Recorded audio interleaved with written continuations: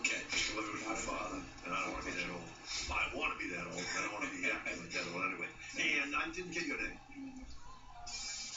I'm manager. Lori Burrows, and she's a campaign manager for Joe McKenna. And Joe's running 18th was the district. Joe, name the district. I mean, what is this district? This is Brian Fatman's district. Yeah, right? it's Ryan Fatman's district, and Ryan has recently announced that he's running for state senate, so it is an open seat right now.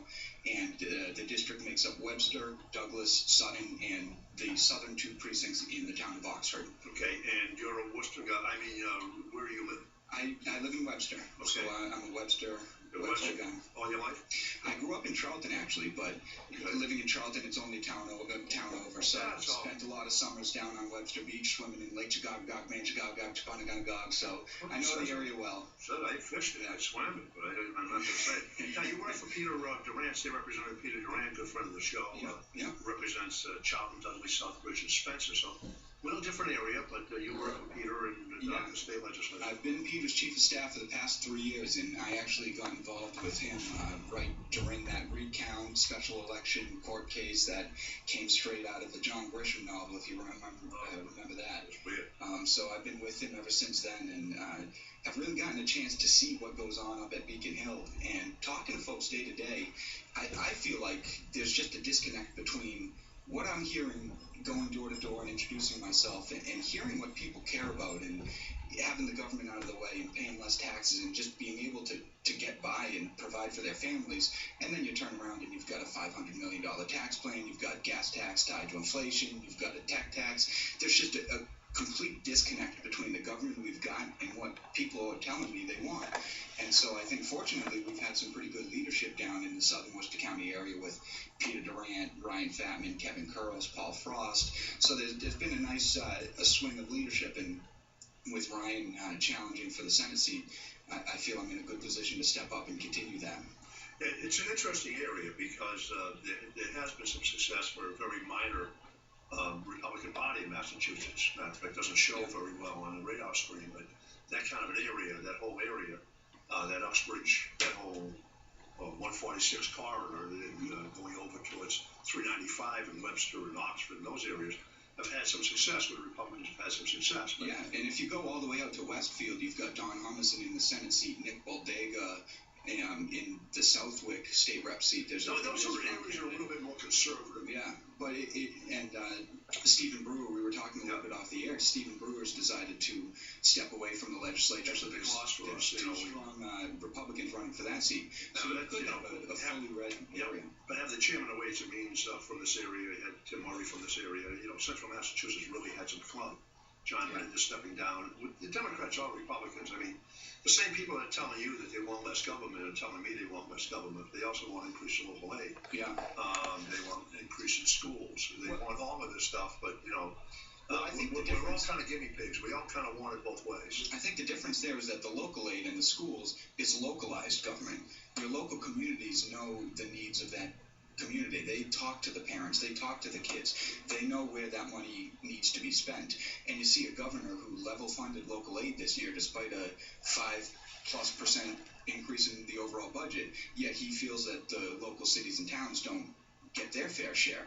He really is balancing the budget on the backs of the cities and towns by not providing them the money. So I would say that money, if you're going to be putting money in government, give it to the local municipalities who know their districts, who know their towns, and can spend that money appropriately. So when you go down to the State House, you're going to be one of a small group of people that are going to be Republicans. What effect can you have? Well, I think in 2010 there was a swing. The Republicans doubled the number from 15 to 30, and you can scoff at that and say, that's only a minor gain, but right away, you started to see the local aid numbers start to creep up slowly, and the conversation turned. And then when the tech tax was passed this past spring, it was a band of Republicans who quickly organized with the tech industry and got that repealed. So there, you have but it had to get repealed with the Democrats' vote. True. But without the Republicans' leadership and giving the tech industry a voice, I don't think that message ever comes out. New member goes down there.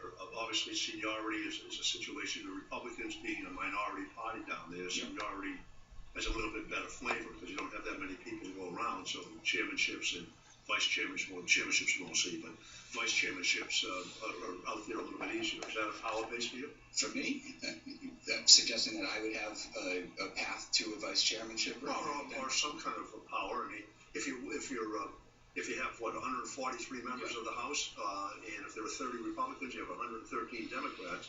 So they have to have a minority member on all these committees, but those minority members aren't in the chair or vice chair. So, but they're powerful. They're powerful committees. Sure. You do have a seat at the table in those discussions at the table for Ways and Means and for Revenue and some of those committees that do have an impact.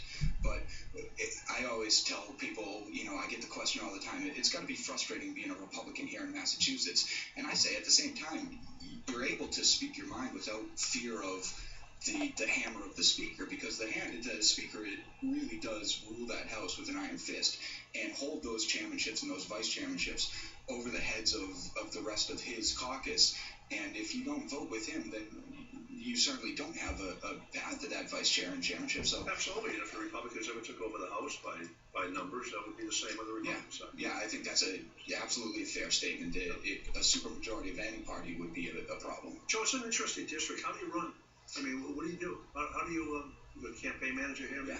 How do you run this campaign? Just try and talk to as many people as you can, and I'm really making the effort to be as transparent as I can and go. I've already been door to door to several hundred people, had nothing but support, and I've made a point, and I'll share it on the air, of giving my cell phone away.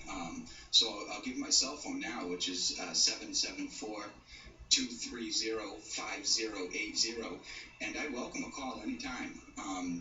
Certainly, the people of the district know the issues better than anyone else, so getting around and talking to those folks is how I'm going to be able to learn and to understand those issues and to represent those people. Well, what are the major issues? I mean, we know the state issues, and we know about the issues dealing with local aid. Individually, when you look at the area, it's a pretty diverse, it's a blue-collar area. It's a working men and women's area, always has been. Socioeconomics are not at the upper level in most areas. So there's a lot of needs. But what are people telling you is the biggest needs? 2 or 3 of the biggest needs in that district? The biggest need overall is jobs in the economy, especially around small businesses. And that is especially an issue in Webster, which has the largest population base in the district. But if you walk down Main Street in Webster, it's a beautiful Main Street as far as looks go. It's a quaint mill town with storefronts everywhere. But if you actually look in the storefronts, too many of them are vacant, too many of them are open, and the unemployment rate in Webster is right now about 8.5, which is almost 2 points higher than the state average. What do you do to reverse that? I think that the role of government in that is to create an atmosphere where small businesses especially can thrive. And it's things like leveling the tax burden. Right now, small businesses have to pay their corporate tax up front on a weighted scale, but a lot of times that's before the revenues are received. It's either eliminating or providing a waiver on the corporate minimum tax if a small business, especially a new small business in the first 2 or 3 years, isn't able to turn a profit.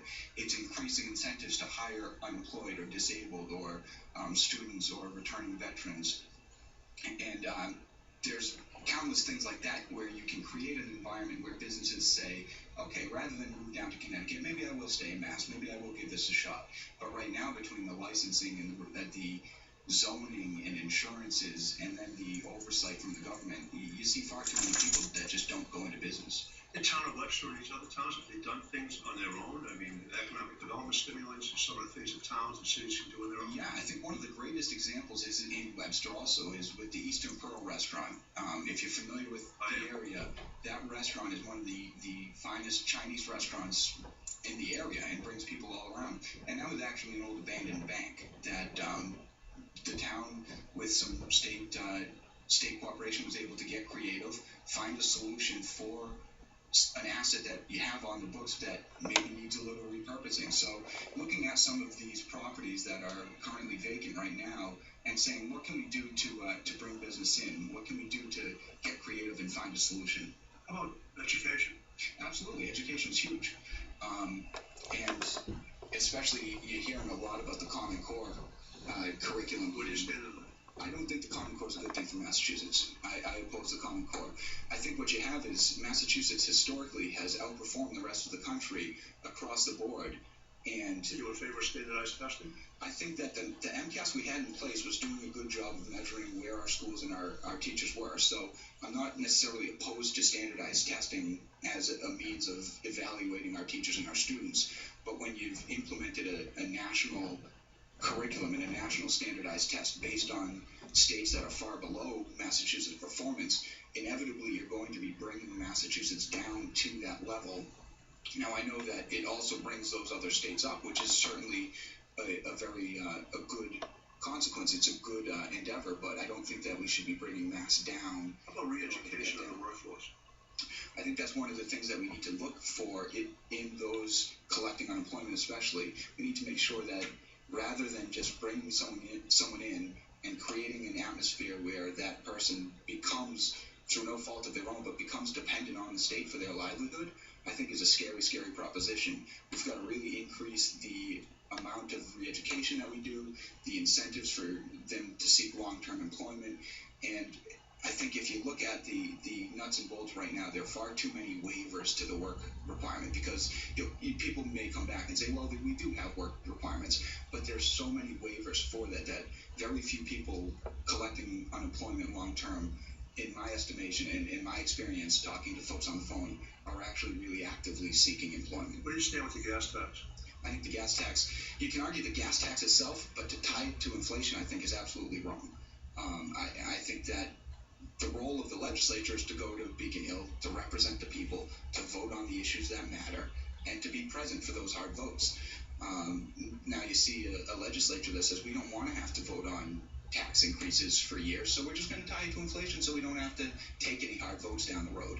And so the danger in that, I think, is that you see, oh, well, by the legislature's estimation, maybe this worked this time. So what else can we tie to inflation? Well, let's tie the minimum wage to inflation, which is part of what you're hearing in the minimum wage discussion now. So we tie that to inflation. Yeah, I don't want to take any tough votes, so just walk away from it. Yeah. So then what's the purpose of the legislature if everything's tied to inflation? You don't have to take any hard votes. Be nice, huh? No, we don't have to have a legislature. Yeah, then I can go get a private sector job. All right. What do you want to say to the voters of the district? Come out on March 13th, Thursday, March 13th is my kickoff at the Lodge in Webster, and get a chance to talk to me and find out a little bit more about myself. My website is electjoemckenna.com. So that's capital M, small c, capital K-E-N-N-A. Exactly, you did my job for me. Thank you. That's right. So visit the website. I've got most of the issues posted online. And again, call my cell. I'll give my cell number again, 774-230-5080. Again, give me a call. We may not agree on the issues, but I'd like to talk to you, get to know where you're coming from, and figure out where we can go from there. All right, and we appreciate you being here, and we'll have you back up here as the election gets closer and closer. Good luck to you. Happy to have you Thank you very much. Wish you well. Thank you very much. Thanks again for having me on. All right, Joe, hold on.